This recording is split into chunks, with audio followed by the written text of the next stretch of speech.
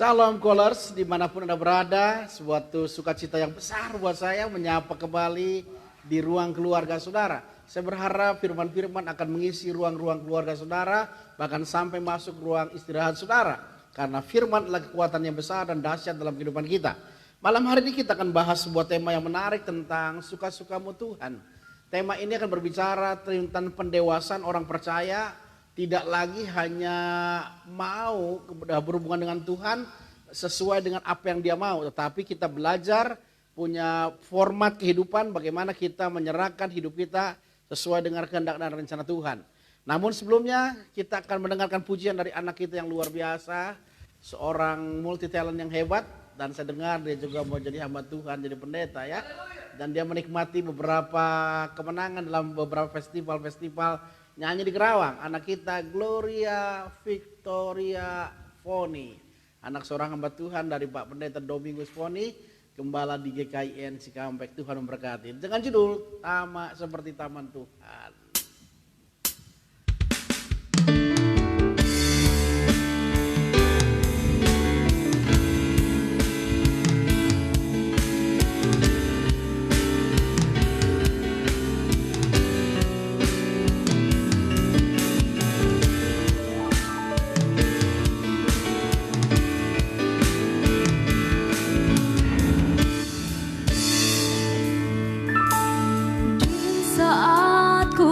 Beban berat,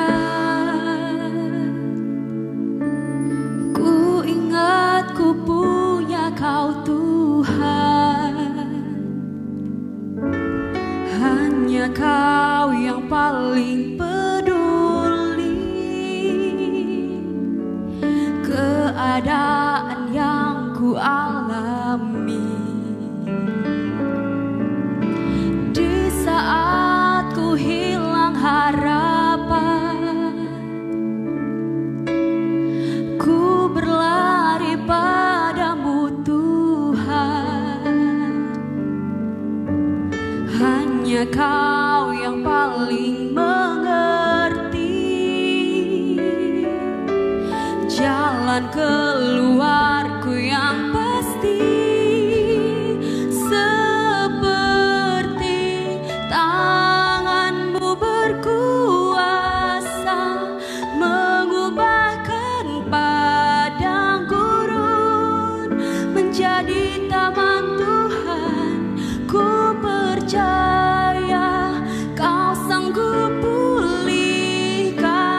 Kehidupanku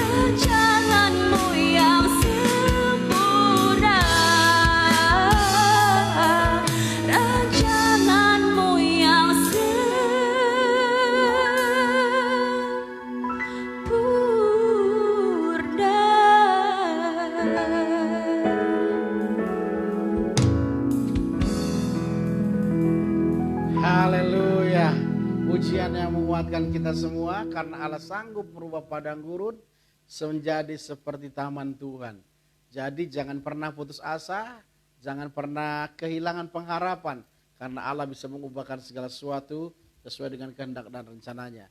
Malam hari ini tamu kita spesial dan istimewa untuk menyapa callers dimanapun Anda berada dan membahas tema tentang suka-suka Tuhan, yaitu Ibu Gembala kita ya, Ibu Grace Sharon. Silakan mungkin menyapa callers dimanapun mereka berada hari ini. Shalom callers, selamat malam. Puji nama Tuhan, kita bertemu lagi di program yang sama di tempat ini. Ya, setiap anak Tuhan pasti ada tujuan Tuhan di dalam hidup kita. Pasti waktu saat Tuhan menciptakan kita, pasti ada fungsi dan panggilannya di dalam setiap hidup kita.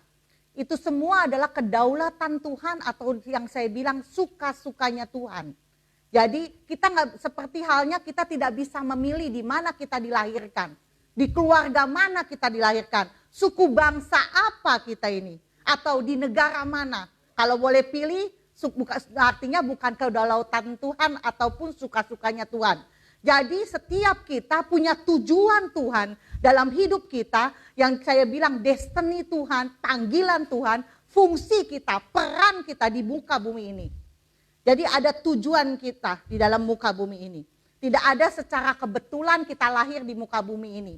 Pasti ada tujuan, panggilannya di dalam setiap kita. Kita baca di Mazmur 139 ayat 14 sampai 16. Mazmur 139 ayat 14 sampai 16 saya bacakan. Aku bersyukur kepadamu oleh karena kejadianku dahsyat dan ajaib. Ajaib apa yang kau buat dan jiwaku benar-benar menyadarinya. Tulang-tulangku tidak terlindung bagimu ketika aku dijadikan di tempat yang tersembunyi dan aku direkam di bagian-bagian bumi yang paling bawah. Matamu melihat selagi aku bakal anak dan dalam kitabmu semuanya tertulis hari-hari yang akan dibentuk sebelum ada satu pun daripadanya. Puji nama Tuhan. Setiap kita tidak secara kebetulan kita diciptakan Tuhan, pasti ada maksud dan tujuan. Ada panggilan ilahi di dalam hidup kita. Ada tujuan kita diciptakan Tuhan. Secara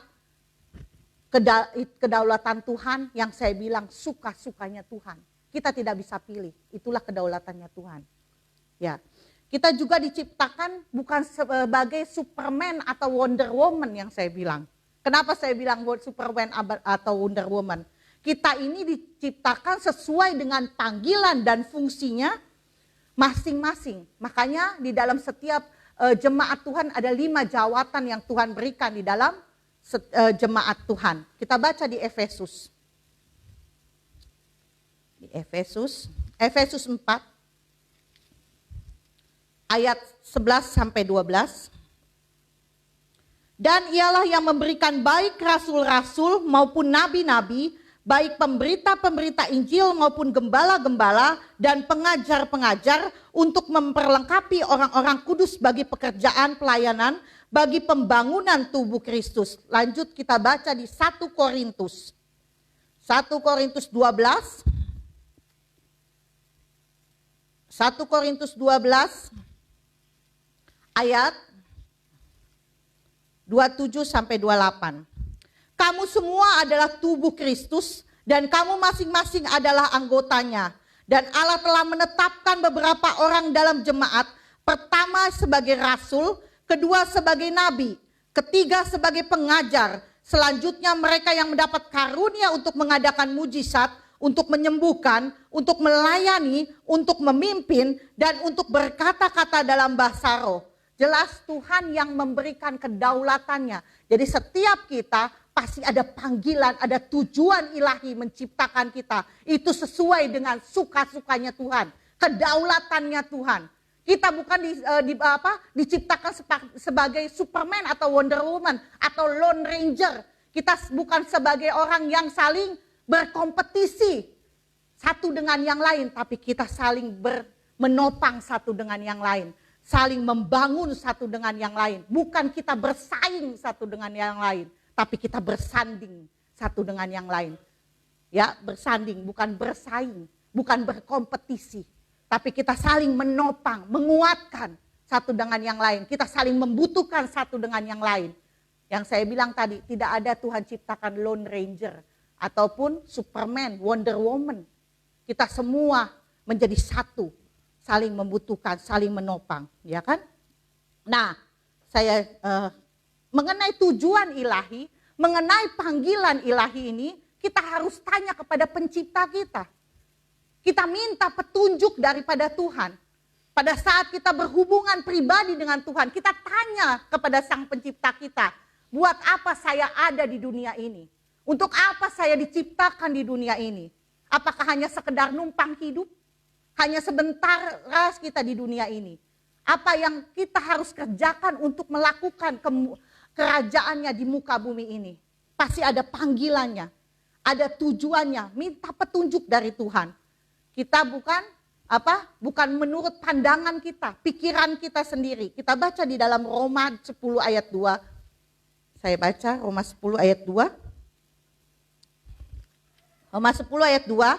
Sebab aku dapat memberi kesaksian tentang mereka, bahwa mereka sungguh-sungguh giat untuk Allah, tetapi tanpa pengertian yang benar. Begitu juga kita bisa giat bekerja untuk di ladang Tuhan, melayani, tetapi tidak sesuai dengan kehendak Tuhan. Apa yang Tuhan inginkan dalam hidup kita, apa yang Tuhan mau kita pada saat penciptaan kita ini. Jadi kita tanya Tuhan, kita minta Tuhan beri petunjuk apa yang sesuai dengan yang Dia inginkan dalam setiap kehidupan kita. Saya mencontohkan sesuatu. Saya ini seorang ibu rumah tangga, saya punya pembantu rumah tangga. Pada satu saat saya lapar dan saya minta makan kepada pelayan saya. Mbak, tolong belikan atau bikinkan saya makanan. Si Mbak bilang gini, maaf ya Bu, katanya, saya lagi sibuk. Ini banyak kotoran di rumah, saya harus nyapu dulu. Saya harus bersihkan rumah dulu. Nah, sebagai majikan pasti mungkin ada rasa kecewa. Nih orang gimana sih? Kok gak ngerti? Saya lapar. Kok malah dia memang tidak bagus dia membersihkan rumah, tapi tidak tepat sekalipun benar dia lakukan. Begitu juga kita sebagai hamba Tuhan. Mungkin kita ini tuh diciptakan apa yang mau Tuhan lakukan tidak sesuai dengan yang kita kerjakan, sekalipun itu baik, ya kan? Itu yang saya contohkan menurut masalah rumah tangga saya misalkan, ya kan? Jadi di dalam setiap kita yang saya bilang tadi, Tuhan adalah pribadi. Dia memiliki apa yang Dia sukai atau tidak sukai. Tuhan pula pada saat kita lihat pada saat Dia membangun bait Allah, ada instruksinya, ukurannya, perabot-perabotannya dari bahan apa, warnanya seperti apa, cara imam seperti apa. Kita lihat dengan jelas Tuhan memaparkan itu semua, warnanya seperti apa. Kenapa ungu, kenapa bukan hijau atau pink, lebih bagus pinky gitu kan. Ya kan? Nah itu Tuhan punya aturan, punya instruksi dan harus dilakukan bangsa Israel sesuai dengan kehendak Tuhan. Begitu juga kita sebagai anak-anak Tuhan. Pasti ada tujuan Tuhan dan ada instruksi yang spesifik untuk kita semua. Ya kan? Karena kita diciptakan Tuhan itu kreatif dan inovatif yang saya bilang. Kita semua di dalam dunia ini tidak ada yang sama. Sidik jari pun tidak ada yang sama, walaupun kembar. Kita tidak bisa menyamakan kita dengan orang lain. Kita tidak bisa menyamakan diri kita dengan yang lain. Waktu dulu mungkin saya bilang, wah hebat satu pelayanan itu, pelayanan ini, gitu kan? Tuhan punya masterpiece dalam hidup kita. Sendiri punya panggilan masing-masing, ya kan? Jadi menurut instruksi ini kita bisa cerita mengenai kisah Daud. Kita baca di 2 Samuel. 2 Samuel 5 ayat 17 sampai 25. Ini kisah Daud, musuh yang sama tetapi cara Tuhan yang berbeda. Kita berpikir Tuhan itu cuma satu cara. Tuhan itu kreatif dan inovatif. Makanya seperti Daud, dia harus meminta petunjuk dari Tuhan. Sekalipun musuh yang sama, sekalipun pada saat itu persoalan yang sama, dia diserang oleh orang Filistin. Ya, kita baca ya. Ketika didengar orang Filistin bahwa Daud telah diurapi menjadi raja atas Israel, maka majulah semua orang Filistin untuk menangkap Daud. Tetapi Daud mendengar hal itu lalu ia pergi ke kubu pertahanan. Ketika orang Filistin itu datang dan memencar di lembah Refaim, bertanyalah Daud kepada Tuhan, apakah aku harus maju melawan orang Filistin itu?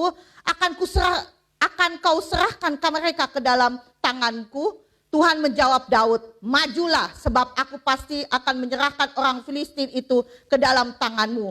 Lalu datanglah Daud di Baal Perasim dan memukul mereka kalah di sana. Berkatalah ia, Tuhan telah menerobos musuhku di depanku seperti air menerobos. Sebab itu orang menamakan tempat itu Baal Perasim. Orang Filistin itu meninggalkan berhalanya di sana. Lalu Daud dan orang-orangnya mengangkatnya. Ketika orang Filistin maju sekali lagi dan memancar di lembah Refaim, maka bertanyalah Daud kepada Tuhan. Dan ia menjawab, janganlah maju, tetapi buatlah gerakan lingkaran sampai ke belakang mereka, sehingga engkau dapat menyerang mereka dari jurusan pohon-pohon kertau. Dan bila engkau mendengar bunyi derap langkah di puncak pohon-pohon kertau itu, maka haruslah engkau bertindak cepat, sebab pada waktu itu Tuhan telah keluar berperang di depanmu untuk memukul kalah tentara orang Filistin. Dan Daud berbuat demikian seperti yang diperintahkan Tuhan kepadanya. Maka ia memukul kalah orang Filistin mulai dari Geba sampai dekat Geser. Jadi musuh yang sama tapi Tuhan yang kreatif dan inovatif. Yang satu Tuhan bilang maju. Yang kedua Tuhan bilang tunggu. Ya kan? Buat melingkar. Jadi ada strategi yang dari Tuhan. Ya kan? Ada sekali musuh yang beda. Musuh yang sama, orang Filistin. Tapi cara yang berbeda. Belajarlah kita seperti Daud. Minta petunjuk dari Tuhan. Oke. Satu fenomena menarik hari ini kita mendapatkan dari pelajaran yang disampaikan oleh Ibu Gembala kita.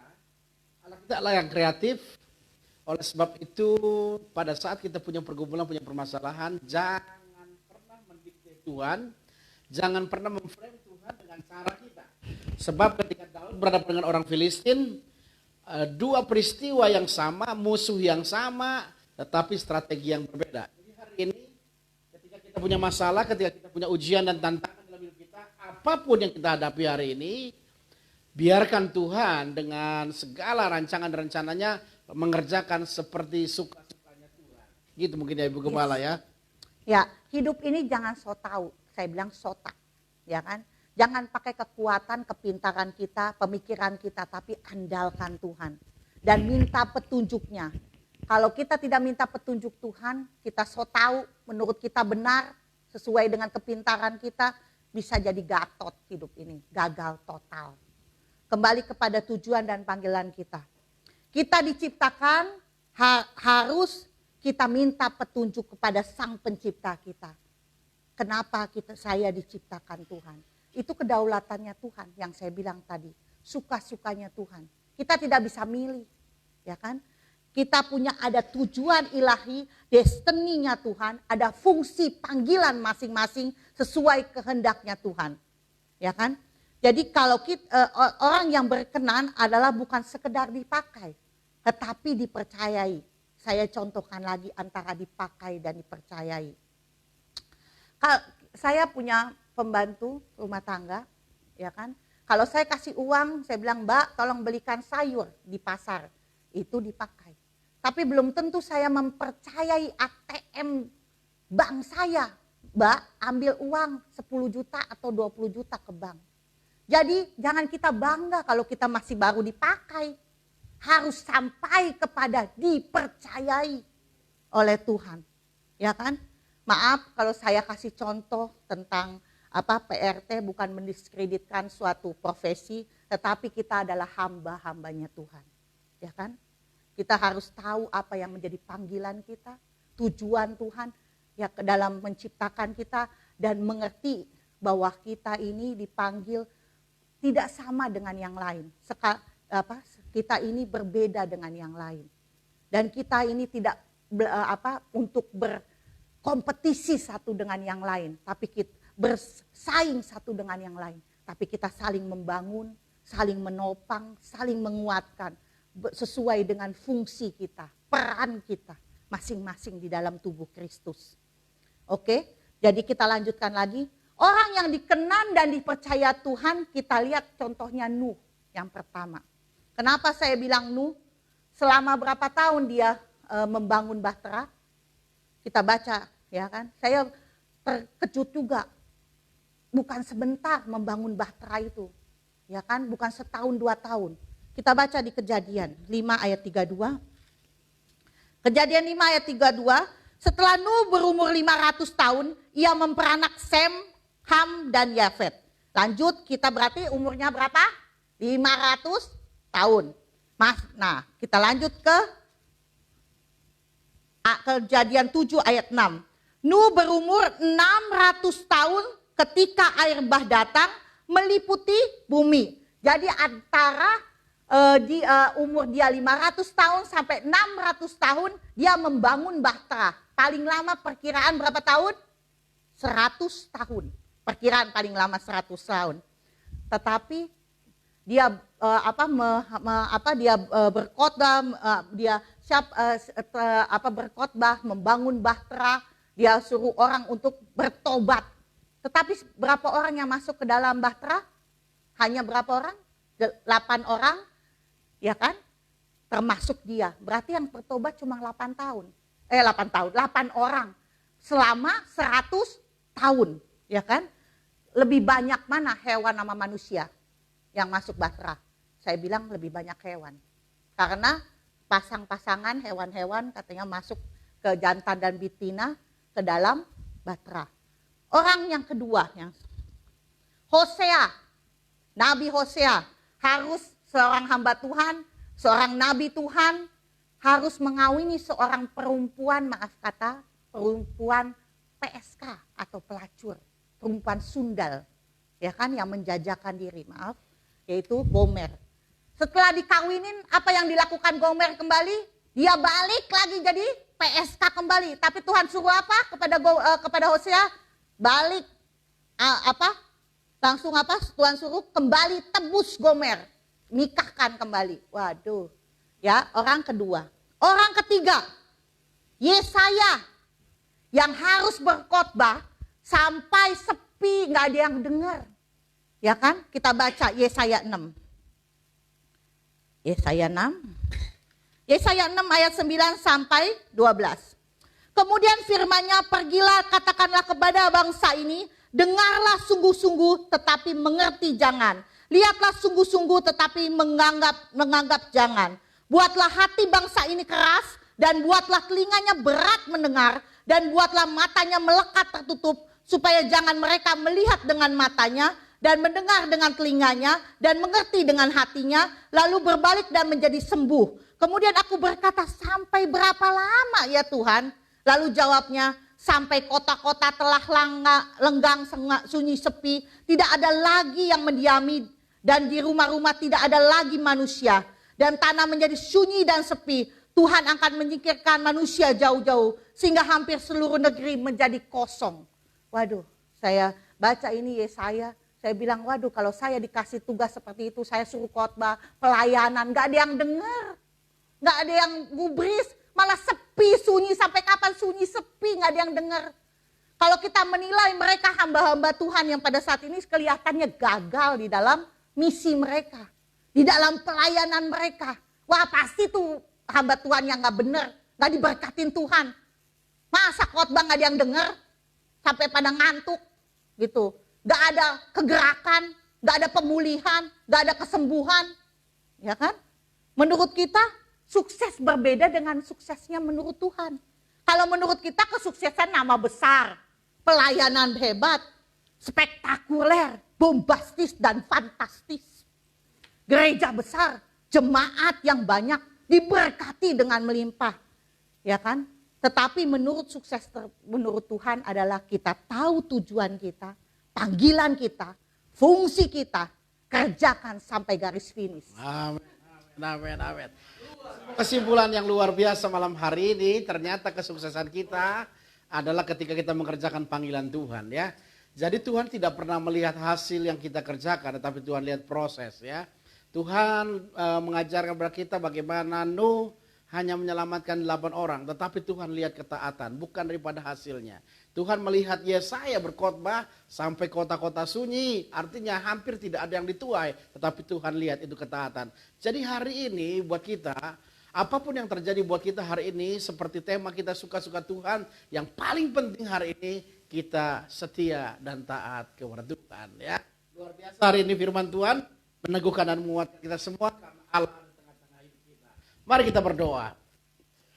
Kami bersyukur buat malam hari ini pengajaran firman yang menguatkan hati kami, bahwa Tuhan merancangkan segala sesuatu dengan sebuah konsep agar kami mengerjakan panggilan ilahi kami dengan satu keyakinan dan keteguhan iman kami, bahwa Tuhan tidak pernah meninggalkan kami. Amin. Hari ini hamba berdoa bagi setiap umatmu yang sedang mengalami goncangan, mengalami tekanan yang hebat. Hari ini kami mulai memperkatakan dengan perkataan iman kami, bahwa kami akan melewati semuanya itu. Karena tangan Tuhan yang kuat menyertai kami. Karena tangan Tuhan yang kuat ada di tengah-tengah hidup kami. Dan kami mau belajar berserah kepada Tuhan. Bagaimana cara Tuhan menolong. Amin. Apapun yang Tuhan kerjakan, kami percaya. Imannya semua adalah karena kedaulatan Tuhan yang sempurna. Amin. Terima kasih Bapa. Kami juga berterima kasih kami satu orang keluarga Scholars yang kemarin hari ini kami dengar boleh keluar dari rumah sakit Mandaya karena hasil tes swabnya itu negatif. Kami percaya sekalipun rapidnya positif tetapi swabnya negatif, kami percaya itu karena mujizat dan kesembuhan yang Tuhan kerjakan. Kami juga berdoa Tuhan untuk bangsa negara kami yang terus didera dengan segala konflik-konflik yang sangat tidak penting Tuhan. Bahkan dalam pergumulan pandemi seperti hari ini, teguhkan bangsa negara kami, berikan roh yang saling mengasihi sehingga bangsa negara kami ada kasih di antara kami semua sehingga kami mengerjakan sesuatu yang penting dalam kehidupan kami. Kami juga berdoa buat setiap umat-Mu Scholars dimanapun mereka berada yang mengalami tekanan dalam kehidupan secara ekonomi, dalam rumah tangga mereka, bahkan tubuh mereka yang dipenuhi dengan sakit penyakit. Kami percaya ketika kami berkata suka-sukamu Tuhan, Tuhan mengerjakan sesuai dengan apa yang kami apa yang Kau mau dalam kehidupan kami. Terima kasih Bapa, hanya dalam nama Tuhan Yesus Kristus kami bersyukur dan berdoa. Haleluya. Amin. Ada beberapa pengumuman yang perlu saudara perhatikan. Yang pertama, kalau siap kembali besok berjumpa dengan saya, kita akan bahas tentang kutuk keturunan, sesi yang keempat, bicara tentang dosa keturunan, kutuk dosa kawin campur. Kita akan bahas kenapa anak-anak Tuhan harus menjadi pasangan yang seimbang ya. Malamnya kita akan berjumpa kembali dengan Pak Michael, kita akan bicara melewati batas akal yang kedua, sesi yang kedua, sehingga kita akan berbicara banyak bagaimana kita merubah mindset kita sehingga kita menjadi orang-orang yang percaya kepada Tuhan dan sungguh-sungguh. Ada berita sukacita yang saya sampaikan, tadi Pak Tius sampaikan ada satu keluarga kita yang kemarin sempat didiagnosa menjadi PDP, pasien dalam pengawasan karena rapid testnya positif. Tapi hari ini kita boleh dengar hasil hasil dari swab testnya negatif. Jadi hari ini sudah boleh pulang. Tuhan berkati ya. Karena kami percaya Tuhan selalu bekerja dengan luar biasa. Shalom.